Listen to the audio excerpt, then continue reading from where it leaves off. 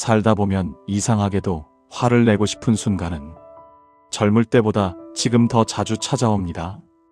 예전에는 그냥 넘길 수 있었던 말 한마디, 이제는 가슴에 오래 남고 아무렇지 않게 넘겼던 상황도 밤이 되면 다시 떠오릅니다. 내가 왜 그때 그렇게 참았을까? 왜 나만 항상 이해해야 할까? 이 나이에 이런 대우를 받아야 하나? 혹시 이런 생각으로 하루를 마무리한 적은 없으신가요? 사람들은 흔히 말합니다. 현명한 사람은 화를 내지 않는다고, 마음이 넓은 사람은 화를 참고 웃어넘긴다고. 하지만 정말 그럴까요? 사실 평생을 참고 살아온 사람일수록 화는 더 깊어집니다. 겉으로 드러나지 않을 뿐 속에서는 조용히 쌓이고 어느 순간 자기 자신을 가장 먼저 아프게 만듭니다. 오늘 이야기하려는 현명한 사람은 화를 모르는 사람이 아닙니다. 화를 억지로 누르는 사람도 아닙니다. 오히려 화를 가장 먼저 알아차리고 그 화에 끌려가지 않는 사람입니다. 화를 내지 않는 것이 아니라 화를 다루는 방법을 이미 알고 있는 사람입니다. 이 영상에서는 왜 나이가 들수록 화가 더 힘들어지는지, 왜 참고 넘어간 화가 나중에 더 큰 상처가 되는지, 그리고 정말 현명한 사람들은 그 순간 어떤 선택을 하는지에 대해 차분히 이야기해 보려 합니다. 혹시 지금 당신 안에도 말하지 못한 화가 조용히 남아있다면 이 이야기는 당신을 위한 이야기일지도 모릅니다. 지금부터 화를 없애는 이야기가 아니라 화를 지나가는 지혜의 이야기를 함께 시작해 보겠습니다. 사실 화가 올라오는 순간을 가만히 들여다보면 그 시작은 지금 이 순간이 아닐 때가 많습니다. 대부분의 화는 현재 벌어진 사건 때문이 아니라 과거의 기억과 겹쳐질 때 폭발합니다. 누군가 무심코 던진 말 한마디, 그 말 자체는 크지 않았는데 왜 가슴이 갑자기 조여올까요?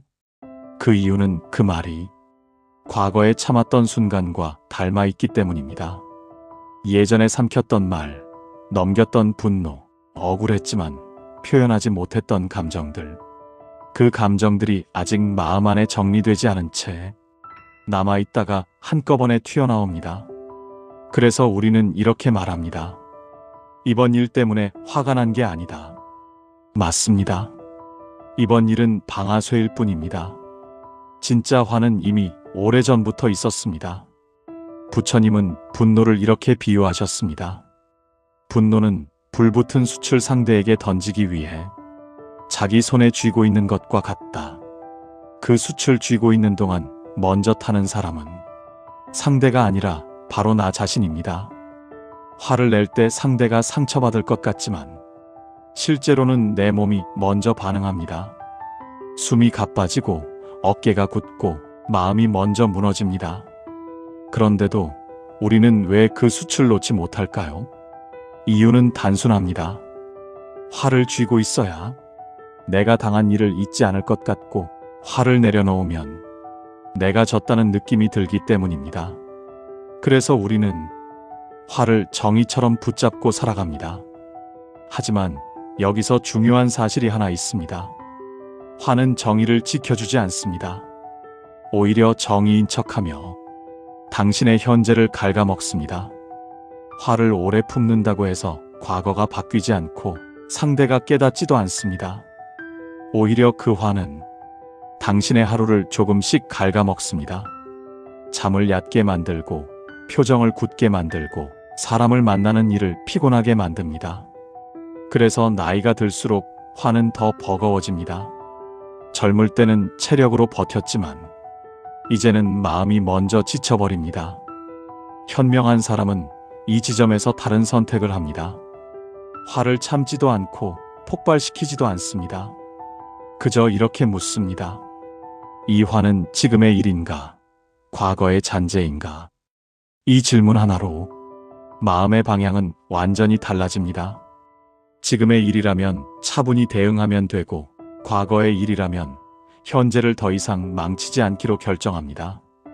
현명함이란 감정을 없애는 능력이 아니라 감정이 운전대를 잡지 못하게 하는 능력입니다. 화를 느끼되 그 화가 말을 하게 두지 않고 화를 보되 결정을 맡기지 않는 것. 이것이 현명한 사람이 화를 대하는 방식입니다. 이때부터 삶은 조용히 달라지기 시작합니다. 사람의 말에 덜 휘둘리고 회복이 빨라지고 무엇보다 내가 나를 지킨다는 감각이 생깁니다. 화는 적이 아닙니다.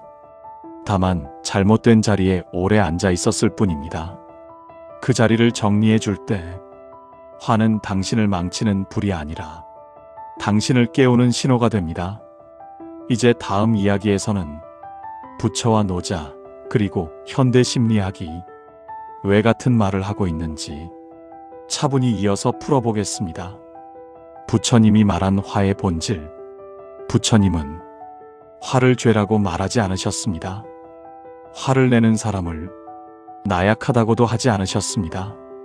대신 화가 어디에서 시작되는지를 아주 정확하게 보셨습니다. 부처님은 모든 고통의 뿌리를 집착에서 찾으셨습니다. 상대가 나를 존중해 주길 바라는 집착, 상황이 내 뜻대로 흘러가야 한다는 집착, 과거가 이렇게 끝났어야 한다는 집착. 이 집착이 깨질 때 화는 자연스럽게 올라옵니다. 그러니 화를 없애려 애쓰는 것은 나뭇잎만 쥐고 흔드는 일과 같습니다. 뿌리를 보지 않으면 화는 다른 모습으로 계속 반복됩니다. 부처님은 이렇게 말씀하셨습니다. 화를 낸다고 해서 화를 낸 사람이 이기는 것은 아니다. 화는 순간적으로 속은 시원하게 만들 수 있지만 그 뒤에 남는 것은 후회와 피로뿐입니다. 그래서 수행자들은 화를 다스릴 때 상대를 먼저 보지 않았습니다. 자기 마음을 먼저 보았습니다. 나는 지금 무엇을 붙잡고 있는가? 내가 잃을까 두려워하는 것은 무엇인가? 이 질문 앞에서 화는 조금씩 힘을 잃습니다. 부처님에게 수행이란 참는 것이 아니라 꿰뚫어보는 것이었습니다. 화가 올라오는 순간 그 화를 적으로 만들지 않고 스승처럼 바라보는 것. 이 화는 내가 아직 놓지 못한 것이 있다는 신호라는 사실을 알아차리는 것입니다. 그때부터 화는 나를 무너뜨리는 감정이 아니라 나를 성장시키는 문이 됩니다. 부처가 말한 지혜는 화를 이기는 것이 아니라 화를 통해 깨어나는 것이었습니다. 하지만 우리는 보통 그렇게 하지 않습니다. 화가 올라오는 순간 우리는 곧장 상대를 향해 달려갑니다. 누가 잘못했는지, 누가 먼저 그랬는지, 누가 사과해야 하는지. 이 질문 속에서 화는 점점 더 단단해집니다. 마음은 나를 이해받아야 한다는 또 다른 집착을 붙잡습니다. 그러나 부처님은 방향을 바꾸라고 하셨습니다. 밖을 보지 말고 안을 보라고. 상대를 고치려 하기 전에 내 마음이 어디에 걸려 있는지를 먼저 보라고. 그 순간 우리는 중요한 사실 하나를 발견하게 됩니다. 화의 크기는 상황의 크기가 아니라 내가 붙잡고 있는 생각의 크기라는 사실입니다. 같은 말을 들어도 어떤 날은 웃어 넘기고 어떤 날은 하루 종일 마음이 상하는 이유. 그것은 말이 달라서가 아니라 그날의 마음이 더 지쳐 있었기 때문입니다. 화는 마음이 약해졌을 때 더 크게 들립니다. 그래서 부처님은 화를 다스리는 길로 자비를 말씀하셨습니다. 남을 위한 자비가 아니라 자기 자신을 향한 자비입니다.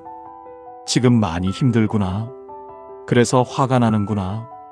이 한마디를 스스로에게 건넬 수 있을 때 화는 싸움의 이유를 잃습니다. 우리는 종종 화를 이겨야 할 대상으로 착각합니다. 하지만 화는 나를 해치려 온 적이 없습니다. 그저 내 마음이 지쳐 있다는 것을 알리기 위해 나타났을 뿐입니다. 이 사실을 알게 되면 화 앞에서 조금은 느려질 수 있습니다. 곧장 반응하지 않고 잠시 숨을 고르고 마음을 바라볼 수 있습니다. 이 작은 멈춤이 인생을 바꿉니다. 그 멈춤 속에서 우리는 선택할 수 있습니다. 같은 말에도 같은 상황에도 전과는 다른 반응을. 부처님이 말한 수행은 세상과 멀어지는 길이 아니라 이 순간의 마음을 정확히 만나는 길이었습니다. 그리고 그 길 위에서 화는 더 이상 삶을 흔드는 적이 아니라 나를 깨어있게 만드는 조용한 스승이 됩니다. 그래서 부처님에게 화는 없애야 할 감정이 아니라 깨어나야 할 지점이었습니다. 노자가 말한 부드러움의 힘. 노자는 화를 직접적으로 말하지 않았습니다. 대신 세상에서 가장 강한 것이 무엇인지 물었습니다. 그리고 이렇게 말했습니다. 세상에서 가장 부드러운 것이 가장 단단한 것을 이긴다. 물은 싸우지 않습니다. 억지로 밀어붙이지도 않습니다. 그러나 시간이 지나면 바위를 깎아냅니다. 노자가 본 화는 바위와 같았습니다. 단단해 보이지만 사실은 움직이지 못해 부서지는 존재였습니다. 화를 낼수록 사람은 굳어집니다. 말이 거칠어지고 표정이 굳고 관계는 막혀버립니다. 노자는 이 굳어짐을 가장 큰 위험으로 보았습니다. 그래서 말합니다. 강한 것은 부러지고 부드러운 것은 살아남는다. 화를 누르며 강해지려 할수록 마음은 먼저 부러집니다. 노자가 말한 지혜는 이기는 법이 아니라 흐르는 법이었습니다. 상대의 말에 곧장 맞서지 않고 잠시 흘려보내는 것. 지금 당장 반응하지 않는 것이 지는 것이 아니라 자신을 지키는 길임을 노자는 알고 있었습니다. 노자의 사람은 화를 키우지 않습니다. 그 화에 자리를 내주지도 않습니다. 그저 한 발 비켜서서 흐름을 봅니다. 그러면 화는 머물 곳을 잃고 자연스럽게 사라집니다. 노자의 지혜는 침묵이 아니라 여유였습니다. 그 여유가 사람을 가장 단단하게 만듭니다. 노자가 말한 부드러움은 약함이 아니었습니다. 그것은 자신을 잃지 않는 힘이었습니다. 화가 치밀어 오를 때 가장 쉬운 선택은 즉각 반응하는 것입니다. 말을 던지고 표정을 굳히고 관계를 끊어내는 것. 하지만 노자는 그 순간을 가장 경계해야 할 때로 보았습니다. 왜냐하면 그 즉각적인 반응 속에는 대부분 나를 잃는 선택이 숨어 있기 때문입니다. 흐른다는 것은 참는 것과 다릅니다. 참음은 안으로 쌓이지만 흐름은 지나가게 둡니다. 노자의 지혜는 화를 마음속에 가두지 말고 길을 열어주라는 것이었습니다. 지금 이 화는 어디서 와서 어디로 가려 하는가? 이 질문을 던질 수 있을 때 화는 더 이상 내가 붙잡아야 할 것이 아니게 됩니다. 우리는 종종 화를 내지 않으면 약해 보일까 두려워합니다. 하지만 노자는 말합니다. 부드러운 사람은 이미 흔들리지 않는 사람이라고. 바람에 흔들리는 갈대는 부러지지 않지만 꼿꼿이 서 있던 나무는 폭풍에 쓰러집니다. 화 앞에서 조금 물러난다는 것은 패배가 아니라 균형을 되찾는 선택입니다. 그 균형 속에서 마음은 다시 숨을 쉽니다.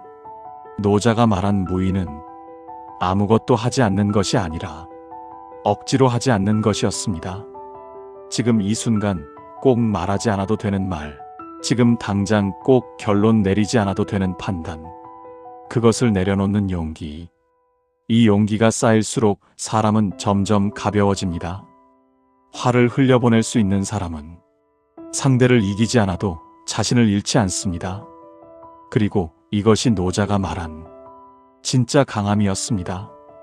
현대 심리학이 밝혀낸 화의 메커니즘. 현대 심리학은 화를 이렇게 정의합니다.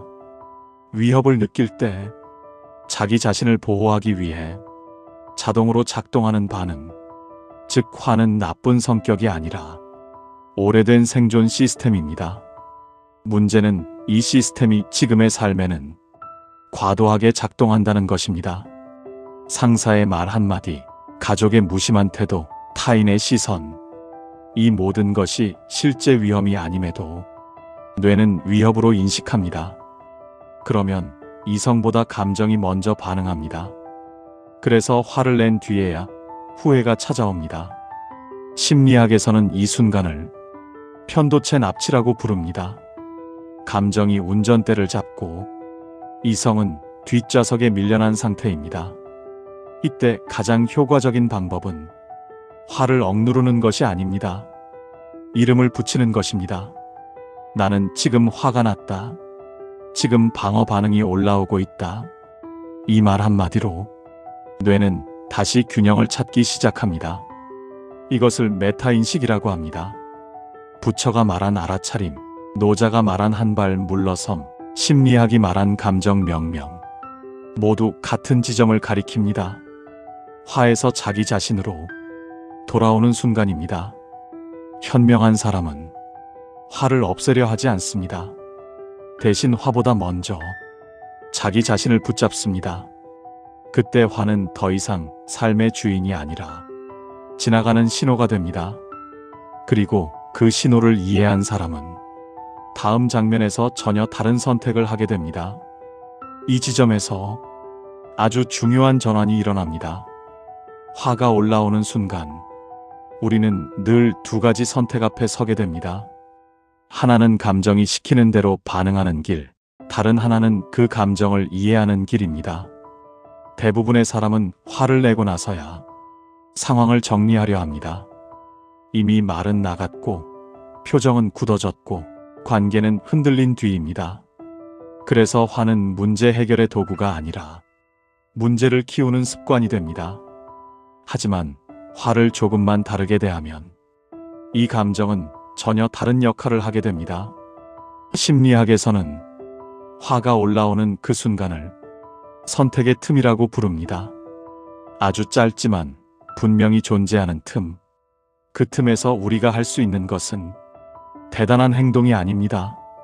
잠시 멈추는 것. 지금 이 화가 무엇을 지키려 하는지 묻는 것입니다. 자존심인지, 안전감인지, 존중받고 싶은 마음인지. 이 질문 하나만으로도 화는 이미 본능이 아니라 정보가 됩니다. 정보가 된 감정은 우리를 끌고 가지 않습니다. 오히려 우리가 삶의 방향을 다시 잡을 수 있게 도와줍니다. 그래서 현명한 사람은 화를 참는 사람이 아닙니다. 화를 통해 자기 상태를 읽을 줄 아는 사람입니다. 이 차이가 쌓이면 삶의 질은 눈에 띄게 달라집니다. 관계에서 덜 상처받고 말에 덜 흔들리며 후회할 선택을 점점 줄이게 됩니다.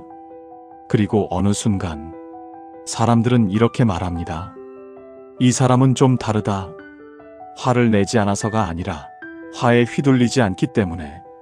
바로 이 지점에서 우리는 다음 단계로 갈 준비가 됩니다. 이제 남은 것은 이해가 아니라 실천입니다. 다음으로 화를 내려놓는 아주 현실적인 한 가지 연습을 함께 나누겠습니다. 이제 이 긴 이야기를 하나의 연습으로 정리해 보겠습니다. 화를 내려놓는 방법은 여러 가지가 아닙니다. 딱 한 가지. 하지만 꾸준히 하면 삶의 반응 자체가 바뀌는 연습입니다. 이 연습의 이름은 반응을 늦추는 연습입니다. 우리는 화가 나면 너무 빠르게 반응합니다. 말이 먼저 나가고 표정이 먼저 굳고 마음은 이미 싸울 준비를 마칩니다.